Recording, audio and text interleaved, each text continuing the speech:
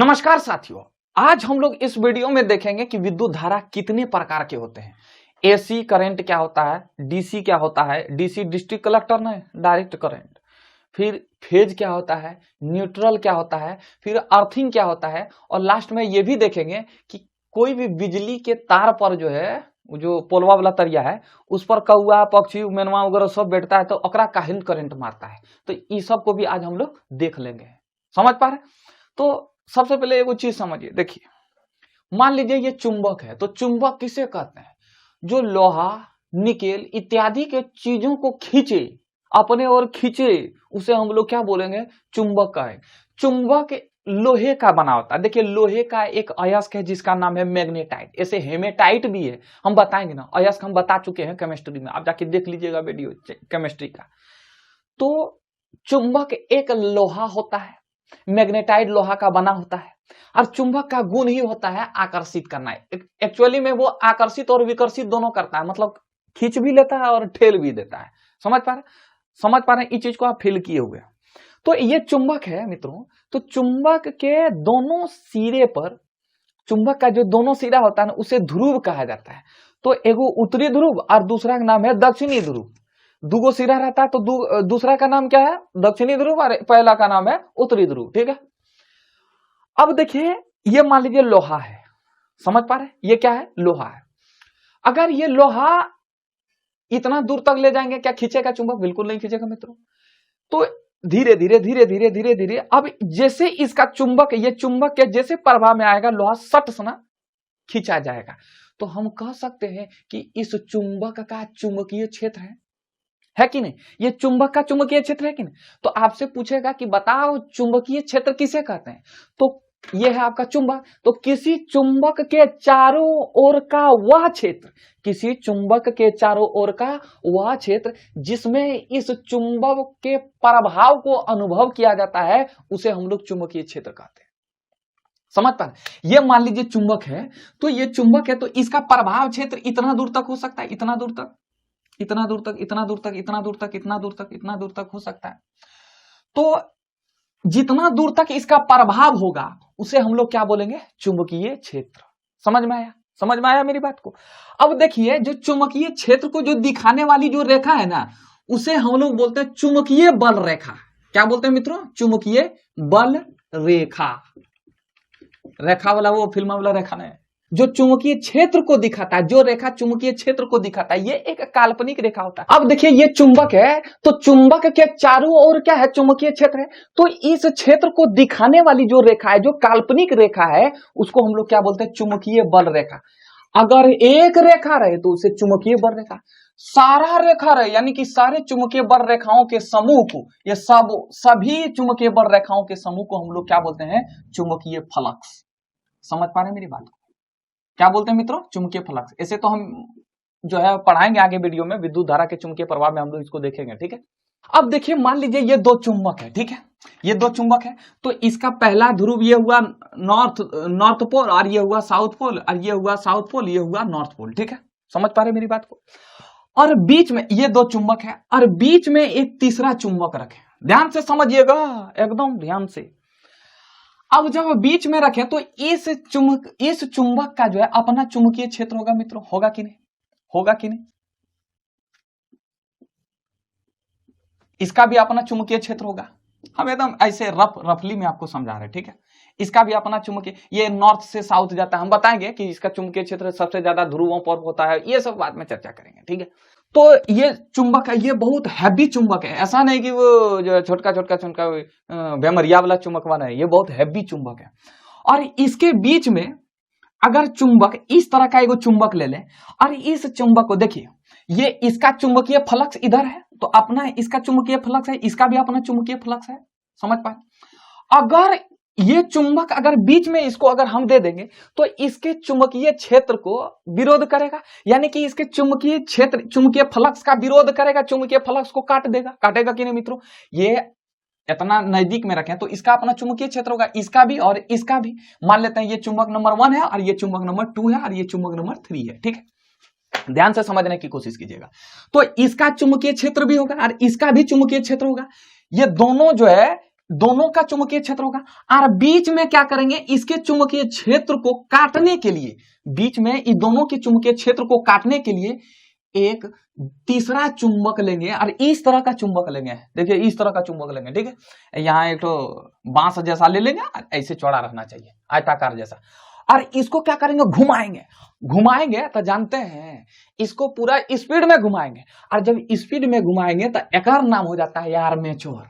इसको क्या बोलते हैं, आर्मेचर।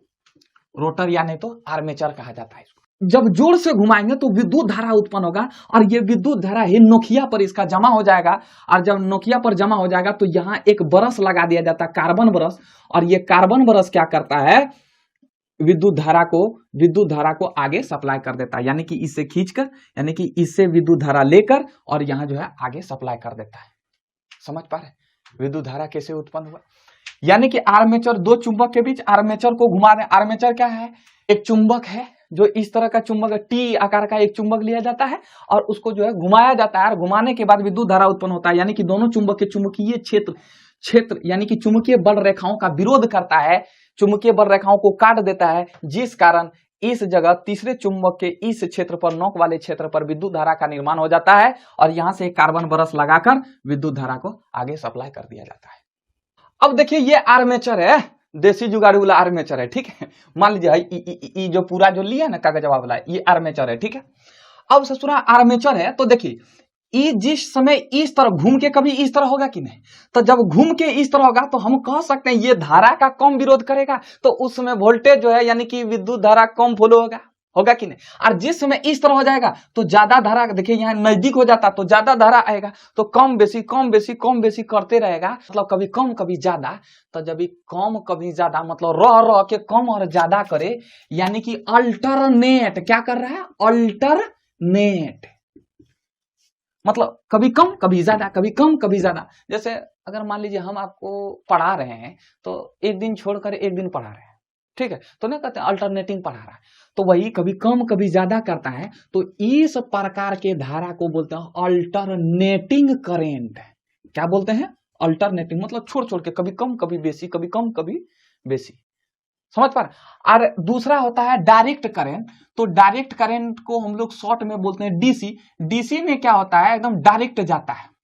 तो हम कह सकते हैं कि अल्टरनेटिंग करंट जो होता है वो ससुरा धारा का परिमाण के साथ, यानी कि समय के साथ धारा का परिमाण और दिशा भी बदलता है। देखिए ये करंट है, देखिए यहां बढ़ा फिर घटा फिर बढ़ा फिर घटा फिर घटा फिर घटा।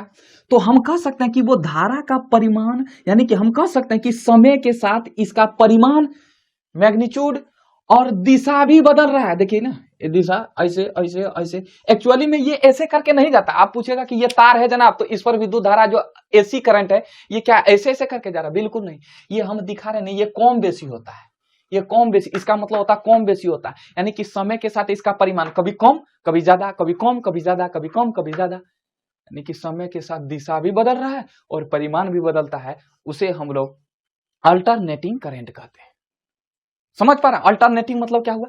तो ये कम बेसी कैसे होगा, जैसे इस ये वाला मान लीजिए आर्मेचर है, तो आर्मेचर जिस समय इस तरह उठ जाएगा तो क्या होगा, कम होगा। इस तरह होगा, ऐसे क्षैतिज में रहेगा तो क्या होगा, ज्यादा हो जाएगा। फिर इस तरह होगा तो कम होगा। लेकिन ये पूरा जल्दी जल्दी घूमता है, इतना जल्दी जल्दी घूमता है।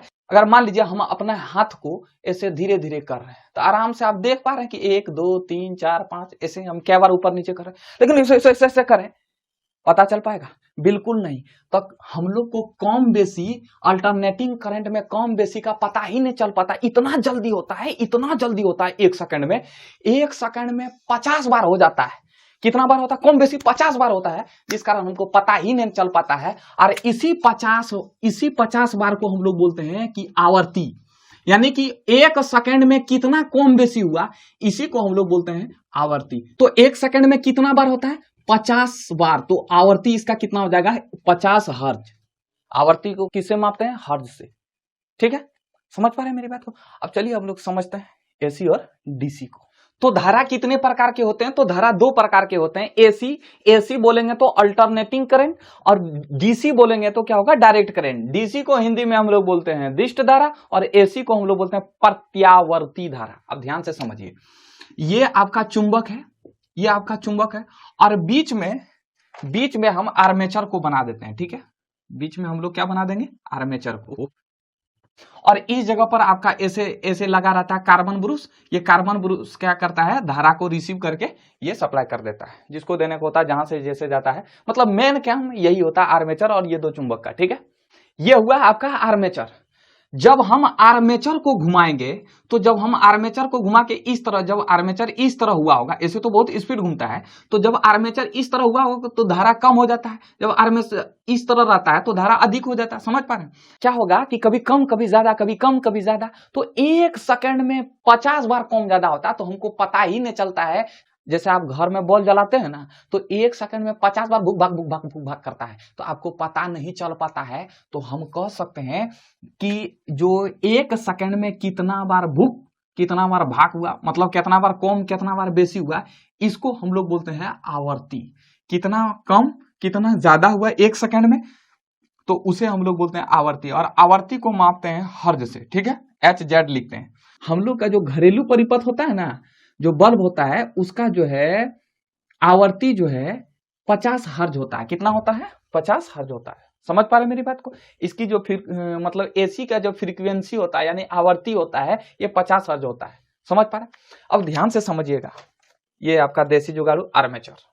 जैसे ये जो है इस तरह सीधा होगा आर्मेचर, तो धारा कम हो जाएगा, हल्का सा कम होगा, फिर तुरंत क्या हो जाएगा, अधिक हो जाएगा। तो जिस समय कम होगा उस समय हमको छोड़ेगा। मान लीजिए हम एसी धारा को पकड़ लिए, तो अगर पकड़ेंगे तो जिस समय आर्मेचर बा इस तरह सीधा रहेगा तो हमको क्या करेगा, छोड़ेगा। और जिस तरह ज्यादा हो जाएगा तो हमको पकड़ेगा, तो इसलिए थरथराने लगते हैं। वो क्या है, छोड़ रहा है, कभी ले रहा है, कभी चिपका रहा है, कभी छोड़ रहा है, कभी चिपका रहा है, कभी छोड़ रहा है। तो इसी कारण हम लोग क्या करते हैं, करंट मारा, दौड़ो, तो हम लोग क्या ले आते हैं, पानी ले आते हैं। हम लोग क्या लेते हैं, ले आते हैं पानी। पानी तो और मारेगा झटका। जब गांव घर में करंट मारता है ना, तो पानी लेकर डाल देता है।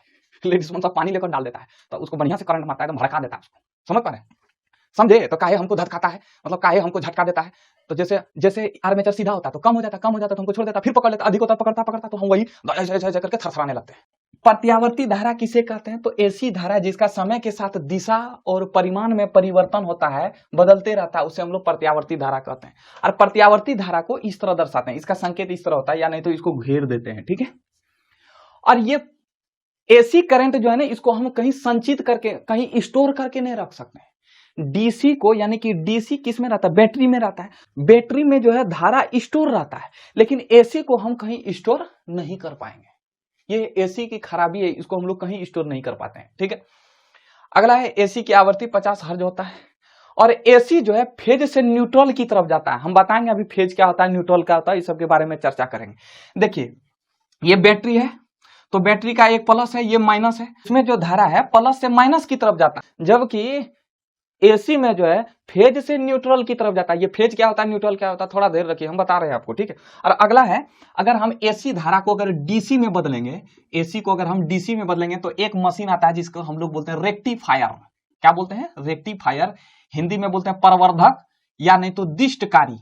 क्या बोलते हैं, दिष्टकारी। तो एसी को डीसी में कौन बदलता है, रेक्टिफायर, प्रवर्धक, या नहीं तो दिष्टकारी। हिंदी में दो नाम है, प्रवर्धक और दिष्टकारी, और इंग्लिश में रेक्टिफायर। समझ में आया? अगर समझे तो एक बार स्क्रीनशॉट लीजिए इसका। देखिए, जो एसी धारा होता है ना, ये मान लीजिए एसी धारा है, तो एसी धारा में जो है कभी धारा कम, कभी ज्यादा, कभी कम, कभी ज्यादा, कभी कम, कभी ज्यादा, ऐसे होता है, ठीक है। लेकिन जो डीसी धारा होता है ना, जो डीसी धारा में डायरेक्ट जाता है, ठीक है, डायरेक्ट जाता है। आप ध्यान से समझिए, एसी धारा को हम कहीं स्टोर नहीं कर सकते हैं, लेकिन ये ससुराल दूर तक जाता है। समझिए पहले कैसे, देखिए, अगर मान लीजिए हम आपको यहां से, ये एक स्थान है और यहां तक हम बोले कि यहां से यहां तक की दूरी 5 किलोमीटर है, ठीक है, 5 किलोमीटर है। ये इस जगह से इस जगह की दूरी 5 किलोमीटर है। ध्यान से समझिएगा।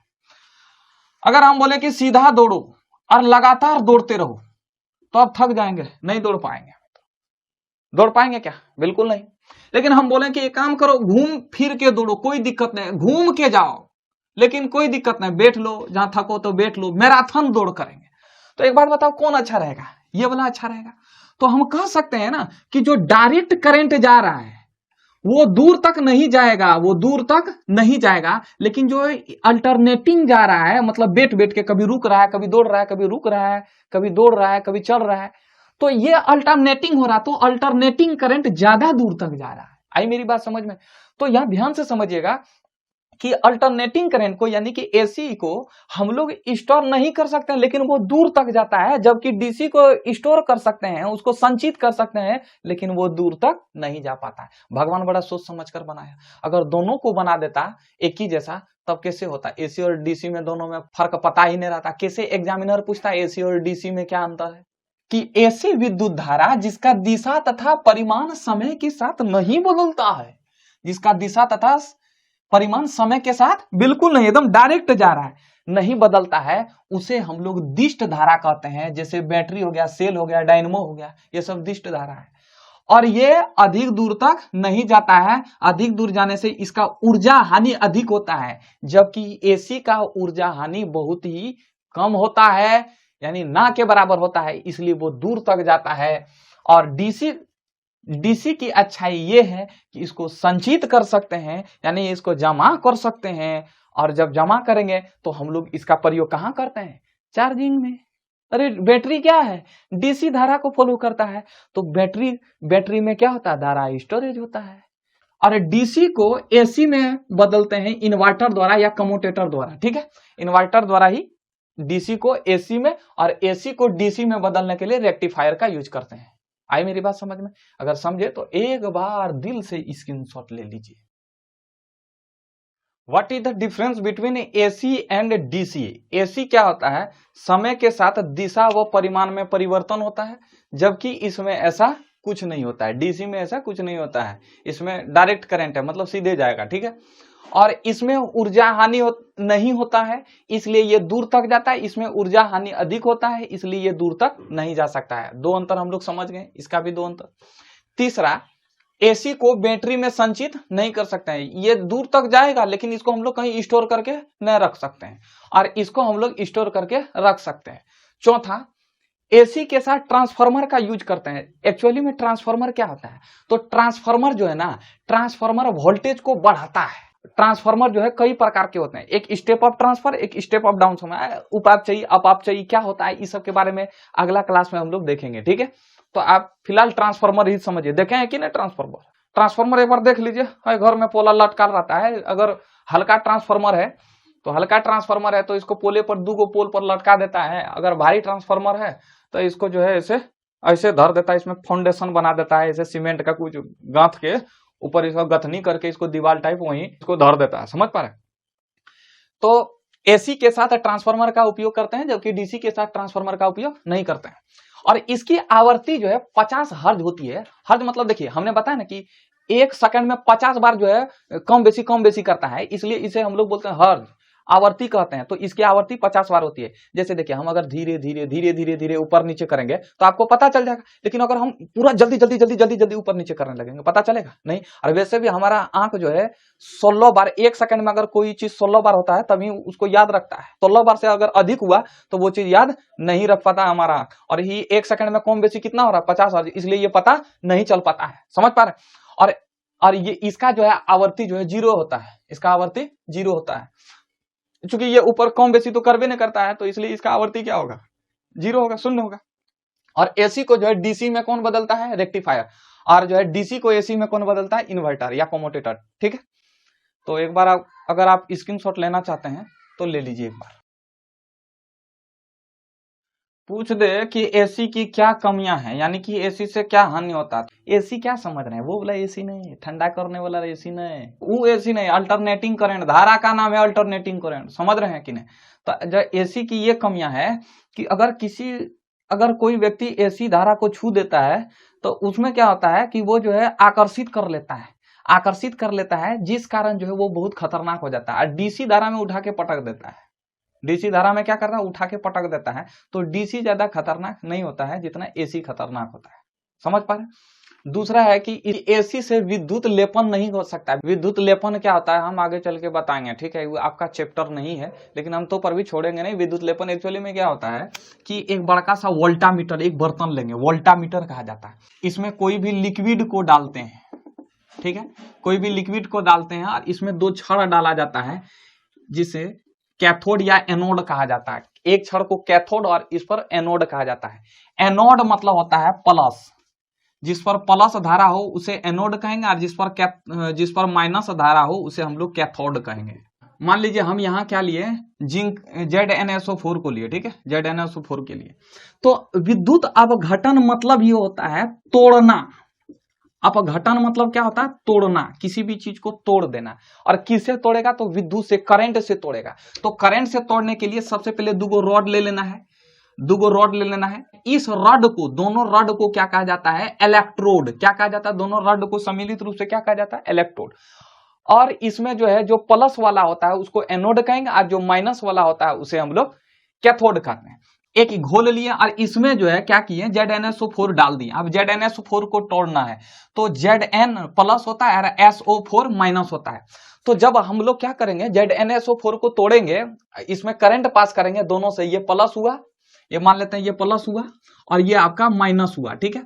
तो अगर हम Zn प्लस SO4 को अगर हम तोड़ेंगे तो क्या होगा कि Zn किधर जाएगा मित्रों, Zn जो है प्लस, सॉरी माइनस की तरफ जाएगा, ये प्लस है तो माइनस की तरफ जाएगा। और SO4 किधर जाएगा, प्लस की तरफ जाएगा। तो हमको किसका परत लगाना है, जिंक का परत चढ़ाना है हमको। मान लीजिए इस छड़ पर, ये छड़ है, लोहा का छड़ है और लोहे के छड़ पर हमको जिंक का परत चढ़ाना है। तो जिंक ऑटोमेटिक जो है चला जाएगा किसके ऊपर, ये आपका एनोड था, ये कैथोड था, तो कैथोड के ऊपर ऑटोमेटिक क्या चला जाएगा, आपका जिंक चला जाएगा। और इसी को हम लोग बोलते हैं विद्युत लेपन, यानी कि बिना ब्रश का लेपन करना, उसे हम लोग विद्युत लेपन कहते हैं। तो वही कहता है कि एसी से हम विद्युत लेपन तथा बैटरी का आवेशन नहीं कर सकते हैं। समझ पा रहे, एसी से हम लोग बिल्कुल नहीं कर सकते हैं। डायरेक्ट बैटरी को अगर चार्ज करने दे देंगे ना तो बैटरी उधिया जाएगा। समझ पा रहे मेरी बात को, तो एक बार इसका आप स्क्रीनशॉट लीजिए। तो उम्मीद करते हैं कि आपने एसी और डीसी के बारे में समझा होगा। अब हम लोग अगला वीडियो में देखेंगे ओवरलोडिंग क्या होता है, शॉर्ट सर्किट क्या होता है, अगला वीडियो में हम लोग देख लेंगे। तो उम्मीद करते हैं कि हमेशा की तरह ये वीडियो आपको इन्फॉर्मेटिव लगा होगा। मिलते हैं नेक्स्ट वीडियो में, बहुत बहुत धन्यवाद।